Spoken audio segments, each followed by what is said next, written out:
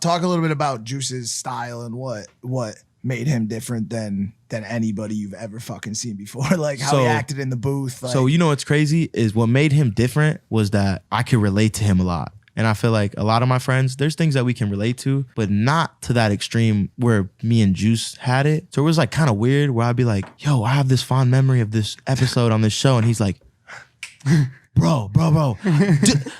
I can't, oh my God, we got to watch it right now. Right. Like it was like seeing myself like in another person. And I'm just like, yo, like you gang, you're gang. This is it.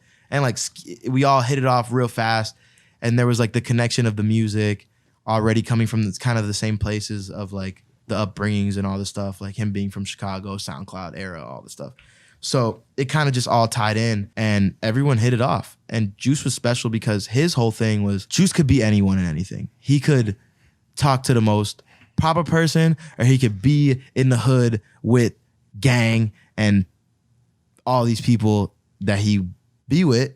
And it's the same thing. He could bring it to he could come down to any level.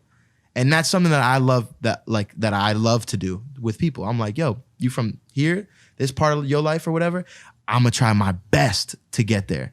You know, like I'm gonna try my best because I feel like that's where we're gonna get the best out of each other. Like the best conversation, the ideas, everything. The empathy is so important. Yeah. So there was just so much of that there. And I don't know, man. He was so pure. I think a good example for Juice is like he's like euphoric to the point where it's like what's the thing? Nostalgic. There we go. He's nostalgic because his memory was so good where he could pull anything from any like chapter in his mind and be like, this is it by name. I could draw it for you. I could sing it for you, probably best. And that was like his thing. So meeting a person like that was like super important for me at that point in my life. Where I was kind of like hurt. I didn't know what was really going on. Couldn't really trust many people. And then meeting someone like him to where I was like, so I had heard of Juice already way before through Alamo, which was a record company who was trying to sign him very, very early on. And they ended up not getting him in Interscope. They kind of like, it was whatever. I'm not trying to talk business, but yeah. So they ended whatever, but they were on him very, very early. Like SoundCloud days, he had no fucking views. Like I'm listening to this shit. Like this is the hardest artist ever. I'm like, yo, this is it. This is it. New. So when he kind of reached back out and was like, yo, I love you guys. His best friend Carlton, who I produce with a lot now, he's like, man, me and Jay used to like watch what you guys would do like on Snapchat and Instagram and all the X shit and everything.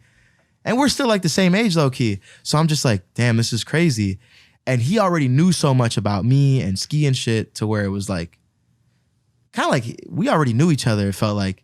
And then, you know, I think, and this is like from the musician side, and like a lot of musicians who see this will appreciate it.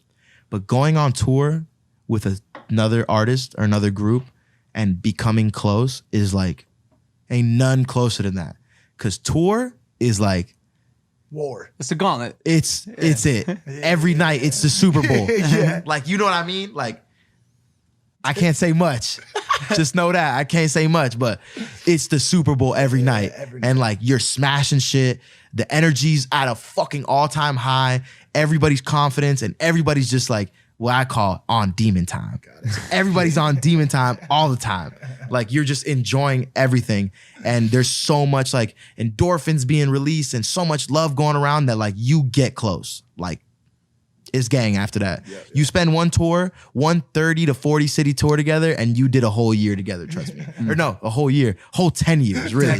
Yeah, you now you know the person and like their deepest, darkest secrets and like what really makes them tick and shit. So it's like, you know, like y'all all on buses and in the same hotel rooms every day, in the same venue every day, doing the same shit. So you get very close. So I think that was one of the most important things was that tour, the Death Race for Love tour, which was literally one of the best tours I've ever been on in my life. I don't give a fuck anybody else's tours or what the fuck they done. That shit was so crazy. Like, we not even that big. Like, I'm like 22, Juice like 20, or I'm 21, Juice 20, Ski like 22. We all chilling. We're selling out fucking amphitheaters. We brought out 23,000 people in Connecticut. Like, yo, suck my dick. Ain't nobody doing that shit. Ain't nobody was doing that shit. It was like a half Lyrical Lemonade thing too, where like Cole was like part of the thing where they'd have like Jake would come out and fucking DJ for like NLE Chopper, the Baby, like all these artists that like are now doing crazy shit. Things, like yeah. it was all being part of the tour. And it was just something that was like organic and genuine.